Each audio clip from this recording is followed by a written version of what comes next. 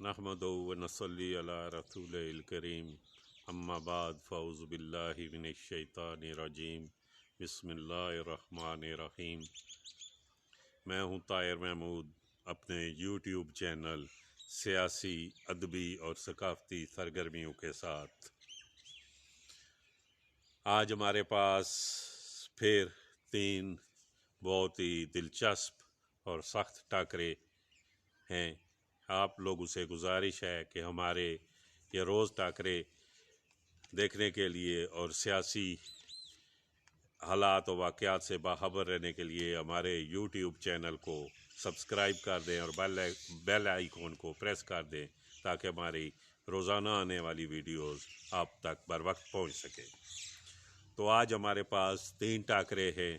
پہلا NA-65 گجرات، دوسرا NA-151 Multan اور تیسرا NA-174 ضلع رحیم یار خان۔ تو سب سے پہلے آتے ہیں NA-65 جس کا سابقہ نمبر 2018 میں NA-70 تھا۔ اس حلقے میں رجسٹر ووٹوں کی تعداد 5,86,000 ہے۔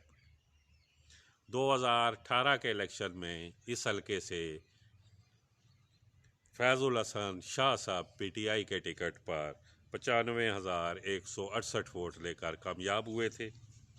دوسرے نمبر پر چودھری جعفر اقبال صاحب تھے جنہوں نے 67,233 ووٹ لیے تھے، اور پاکستان پیپلز پارٹی کے امیدوار چودھری قمر زمان کائرہ صاحب انہوں نے 42,508 ووٹ لیے تھے۔ 2024 کے الیکشن میں ایک بار پھر قمر زمان کائرہ صاحب پیپلز پارٹی کے امیدوار ہیں، لیکن دوسری دونوں پارٹیوں کے امیدوار چینج ہیں۔ یہ حلقہ تحصیل کھاریاں اور کنجا کے کچھ علاقوں پر مشتمل ہے۔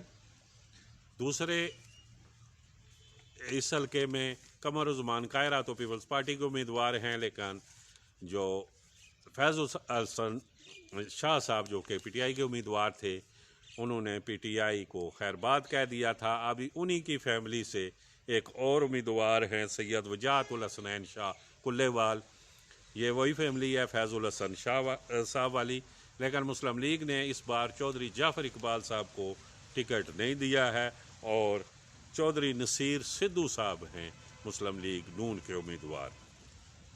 اس حلقے میں جو برادری ازم کا ووٹ ہے وہ بہت زیادہ میٹر کرتا ہے۔ 2018 کے الیکشن میں چودھری جعفر اقبال صاحب اور چودھری قمر زمان کائرہ صاحب دونوں ہی ایک برادری سے تعلق رکھتے تھے اور ان کا ووٹ ڈیوائیڈ ہو گیا تھا۔ موجودہ حالات میں اس حلقے سے بہت ہی ٹف مقابلہ نظر آ رہا ہے، اور سیاسی مبصرین کے مطابق اس حلقے سے چودھری قمر زمان کائرہ کو کچھ اعجاز حاصل ہے۔ دوسرا ہمارے پاس حلقہ ہے NA-151 جو کہ سابقہ 2018 میں NA-157 تھا۔ 2018 کے الیکشن میں اس حلقے سے مخدوم زین قریشی جو مخدوم شاہ محمود قریشی صاحب کے سابقہ وزیر خارجہ کے صاحبزادے ہیں وہ کامیاب ہوئے تھے، انہوں نے لیے تھے 77,371 ووٹس۔